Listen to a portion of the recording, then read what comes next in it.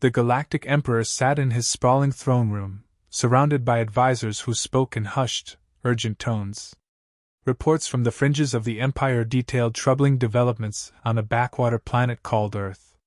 For centuries, humanity had been ignored, a minor species without the advanced technology or military might to pose any threat. Yet, recent intelligence painted a different picture. Earth's rapid technological progress and resourcefulness had begun catching the attention of neighboring star systems. A few advisors even whispered rumors of human resilience during skirmishes with rogue alien factions.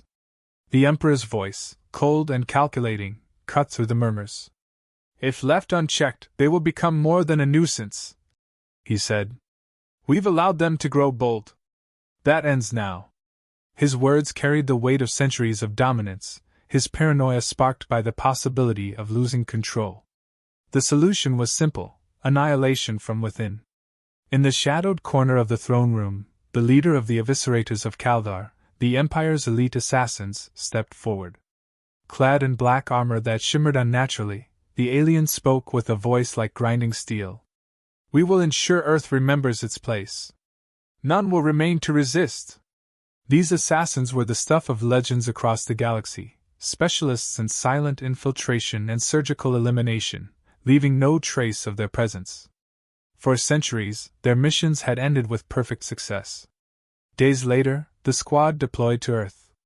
They moved undetected, bypassing human surveillance systems with ease. Their approach was clinical. The first target was a leading global scientist working on artificial intelligence. The scientist's death was ruled a heart attack, though no autopsy could explain the odd scorch marks on his chest. A week later, a world leader was found dead in his limousine, his driver missing without a trace.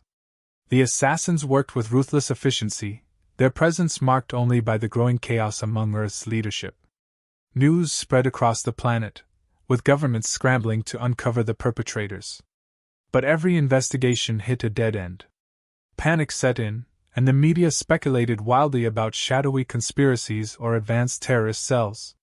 Humanity had no answers, but the attacks made one thing clear: Earth was under siege. In an emergency meeting of the United Nations Security Council, leaders argued over the next steps. Some demanded immediate retaliation, though no one knew where to aim. Others pleaded for caution, unwilling to escalate without understanding the nature of the threat. Behind closed doors, however, a smaller group of officials activated a contingency plan that had been in place for decades, a program so secretive it had become a myth even within the intelligence community. The Boogeymen.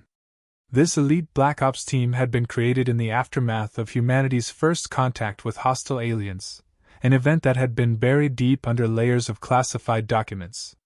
The program recruited individuals with extraordinary skill sets, training them in everything from psychological warfare to counter-alien tactics.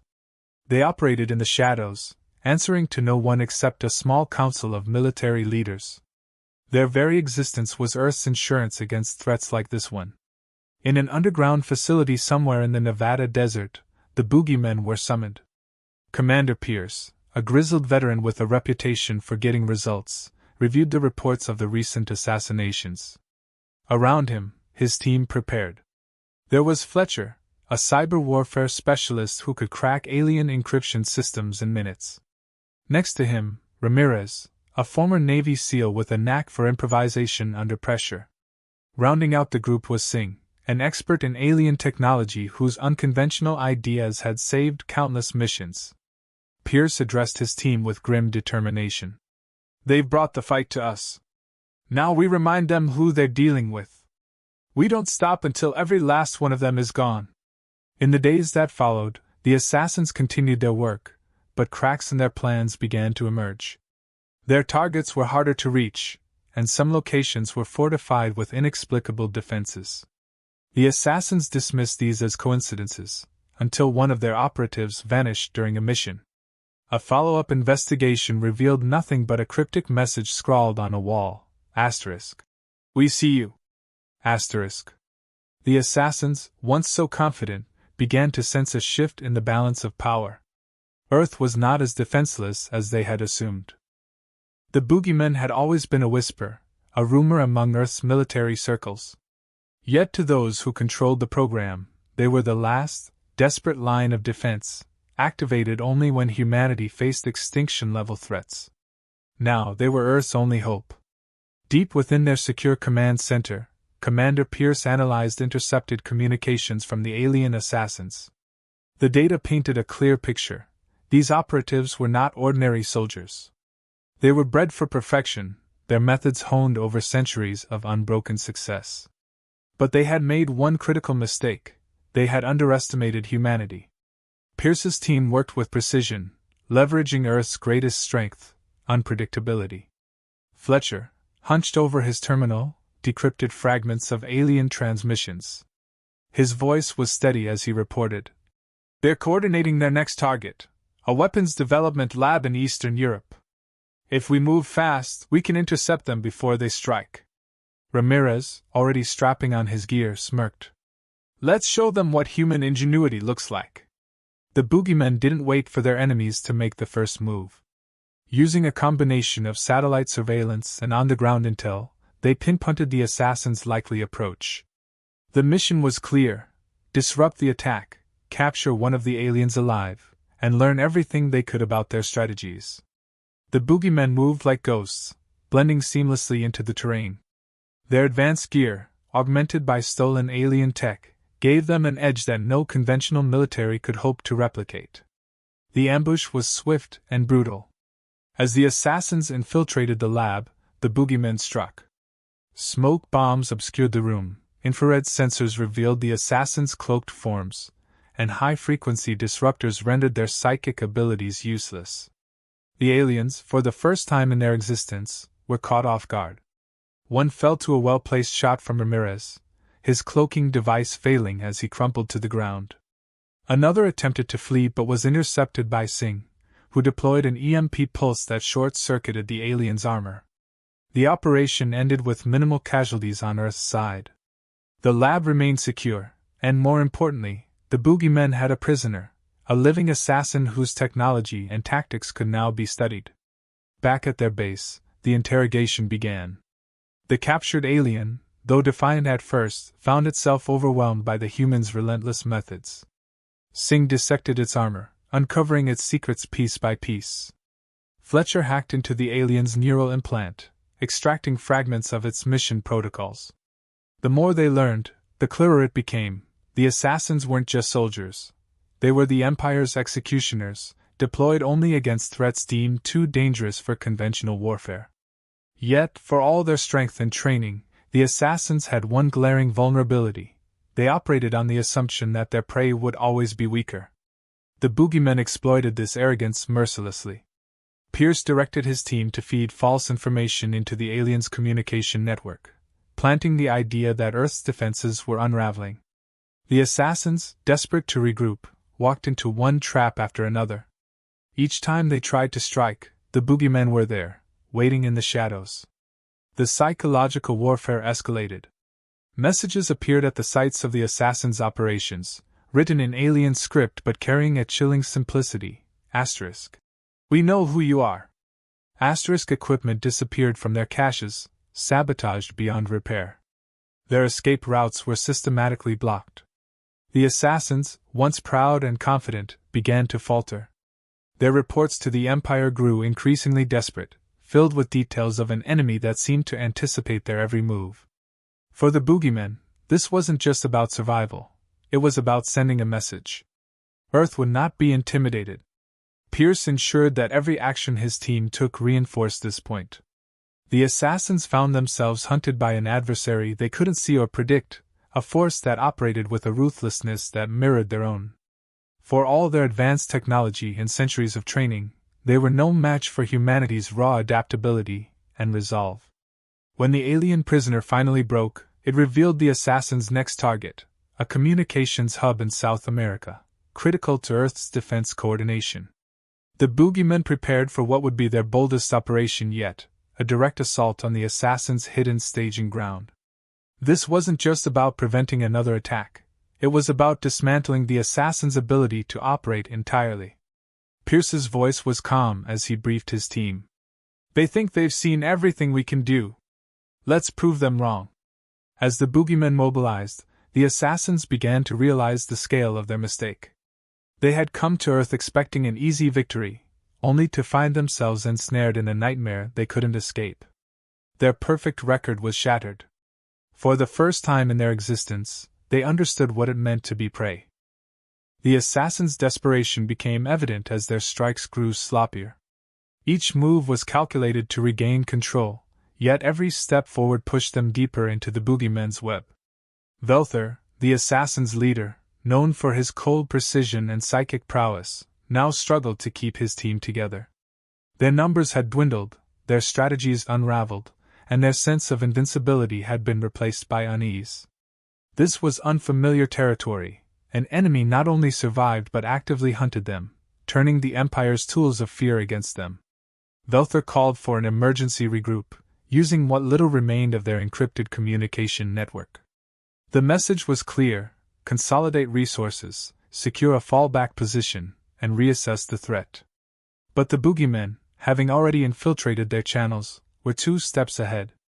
As the assassins converged on an abandoned industrial zone, the humans waited silently, preparing to dismantle the last vestiges of their enemy's cohesion.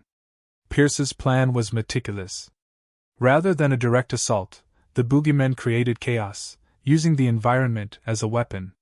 Power grids surged and failed, leaving the area in eerie darkness. Drone swarms equipped with holographic projectors disoriented the assassins, creating illusions of movement in every direction. The assassins, once so composed, fired erratically into the shadows, their discipline cracking under the pressure. Singh's technology proved instrumental. Using portable disruptors, he created dead zones that nullified the assassins' cloaking devices and psychic abilities. For the first time, the Boogeymen faced their enemies in plain sight. The assassins were formidable in combat, their reflexes honed to perfection, but they were unprepared for Earth's feral ingenuity. Ramirez fought with brutal efficiency, exploiting every gap in the aliens' defenses, while Fletcher's remote-controlled drones peppered the battlefield with electromagnetic pulses, further destabilizing the assassins' tech. Velther watched as his team fell one by one, their screams cutting through the cacophony of battle. He realized this wasn't a conventional engagement, it was an unraveling, a systematic dismantling of everything they represented. Velther's attempts to coordinate were met with silence. The Boogeymen had severed their communications entirely. Isolation set in, and for the first time in centuries, the assassins felt what it meant to be alone. The Boogeymen capitalized on the psychological toll. Messages scrawled in alien blood appeared in their paths. Asterisk. Welcome to Earth. Asterisk. Even the natural terrain seemed to conspire against them. The ruins they navigated were littered with traps, hidden mines, collapsing structures, and pits that swallowed the unwary. Every corner brought new horrors, each one a reminder that this was no ordinary battlefield. Earth's defenders were fighting on their terms, and they were relentless. Pierce, observing from a vantage point, allowed himself a grim smile. "This is how you deal with predators," he muttered. His team wasn't just winning, they were proving a point. Humanity's adaptability wasn't a weakness, it was their greatest strength. The Boogeymen embodied that truth, turning chaos into a weapon and unpredictability into an art form. As the hours dragged on, Velther found himself alone, his remaining operatives either captured or dead. The leader of the assassins stood in the middle of the ruined industrial zone, his breathing labored, his psychic abilities dulled by exhaustion and disruptors. He reached out mentally, searching for any trace of his comrades, but the void was absolute. The Boogeymen had reduced him to nothing more than a cornered animal. Pierce approached cautiously, his weapon trained on the alien. Velther's voice, once commanding, was now a strained whisper. "You are not like the others we've faced. What are you?" Pierce didn't answer. Instead, he motioned to Singh, who deployed another disruptor, ensuring that Velther had no tricks left to play. The leader of the assassins dropped to his knees, defeated. His arrogance, his centuries of experience, and his advanced technology had all failed against an enemy he had underestimated. Velther looked up at Pierce, his alien eyes filled with something the Boogeymen had worked tirelessly to instill: fear. You sent nightmares to us, Velther said, his voice barely audible.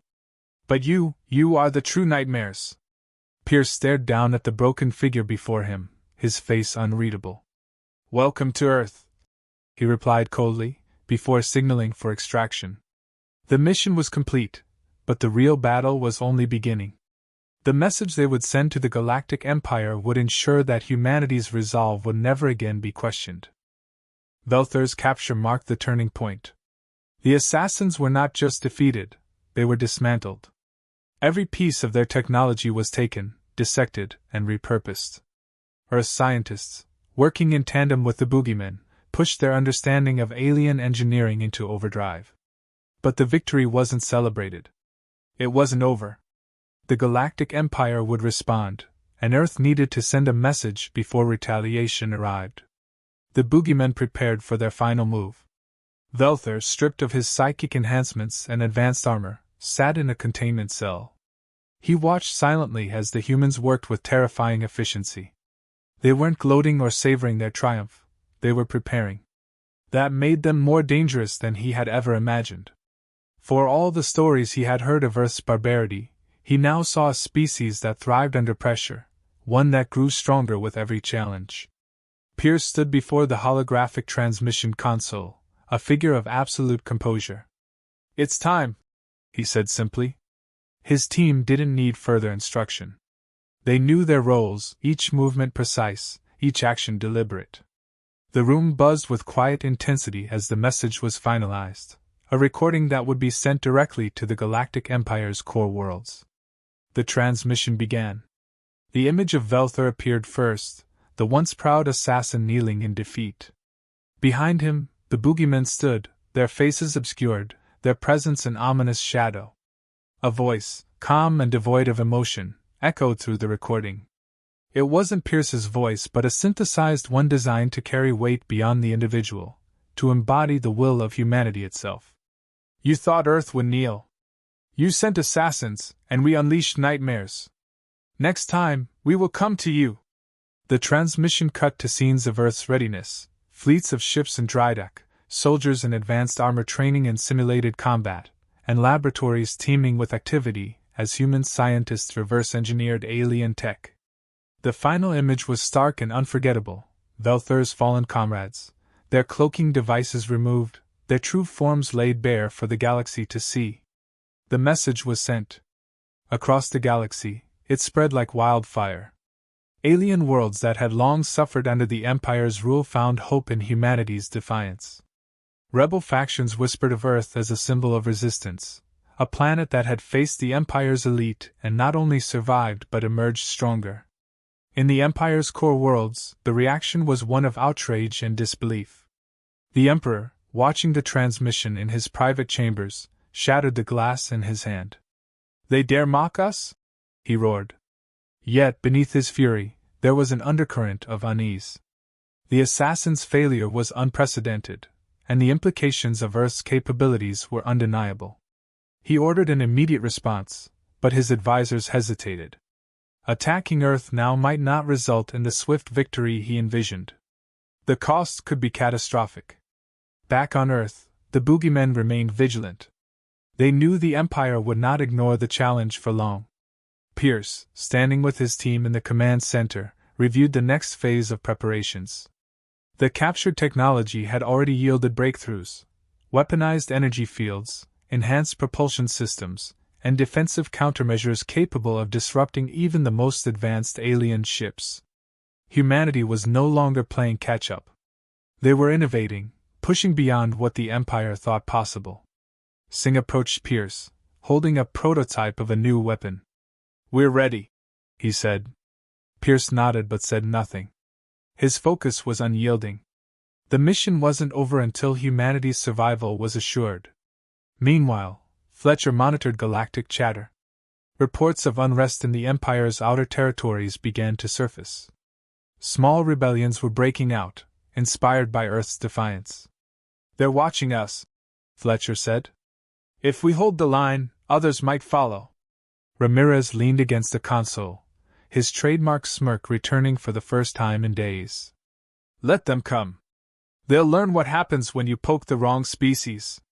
As the weeks passed, Earth transitioned into a state of quiet readiness. Factories worked around the clock, producing advanced ships and weapons. The Boogeymen continued their training, incorporating lessons from their encounters with the assassins. Every move was calculated, every resource allocated with precision.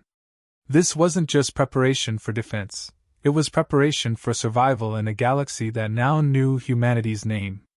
The final act of defiance came not from Earth's leaders but from its people. Across the planet, individuals contributed in whatever way they could. Engineers volunteered for grueling shifts, artists created works that captured the spirit of resistance, and scientists pushed the boundaries of what was thought possible. Humanity wasn't just reacting, they were evolving. In a small, unremarkable room in the Boogeymen's base, Velthor sat alone. Stripped of everything he once believed in, he stared at the wall, replaying the events that had led to his downfall. He had underestimated them. They all had. And now, as the Empire's might prepared to bear down on Earth, he couldn't shake the feeling that humanity wasn't just defending itself, it was preparing to rise. Pierce's voice echoed in his mind, the words he had heard before being escorted to his cell. Asterisk. You came to teach us fear. But fear is a tool we mastered long ago.